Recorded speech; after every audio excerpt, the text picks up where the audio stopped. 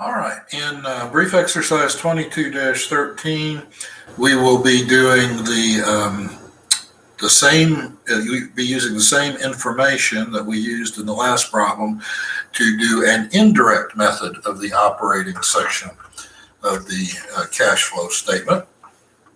Okay, so whenever we do an indirect method, we always start with net income. And so we go over and we look on our income statement. Our net income was $10,500. Okay, then we add back depreciation expense.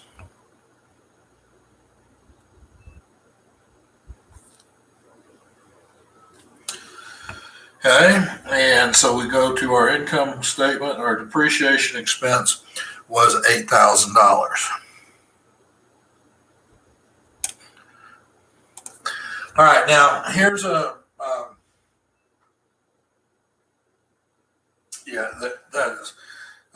you have to be aware of on that, right?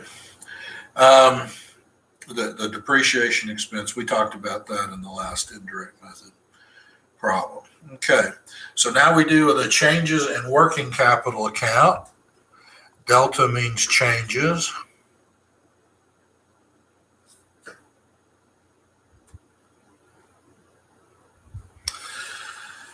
Okay, and so our changes in working capital accounts, we'll start with the accounts receivable. We'll just go straight down the current assets and then current liabilities.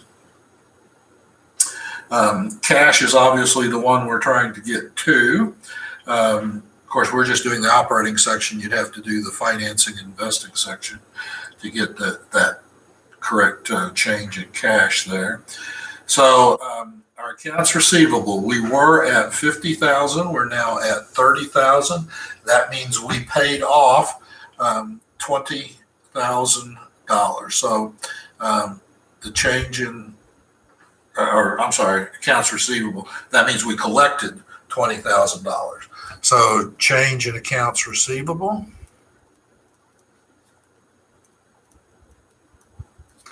$20,000, we actually collected that.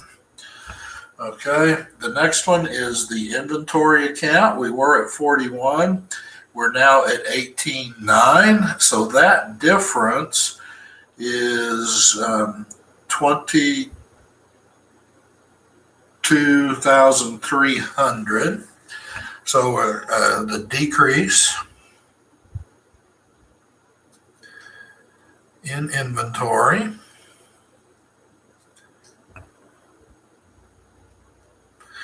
All right, so one of the ways you know this is a decrease in current assets is an increase in cash, whereas a decrease in liabilities is a decrease in cash, right?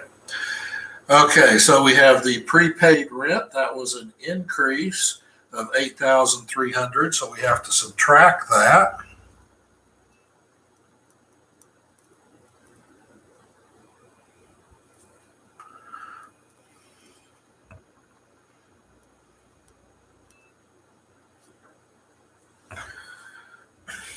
Okay, so that takes care of all of our current assets. Then we move down to current liabilities. We've got the accounts payable that increased by 2,000. So an increase in the liability is an increase in cash.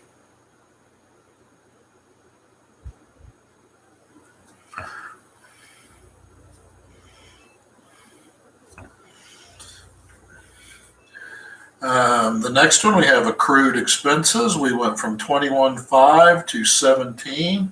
So that is a decrease of 4,500. We will have to subtract that.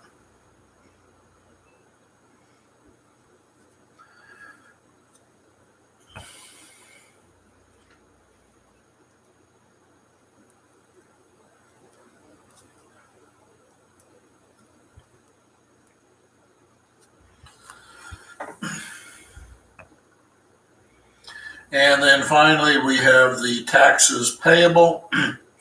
Income taxes payable was 16,750, now 15,750. So we paid off 1,000.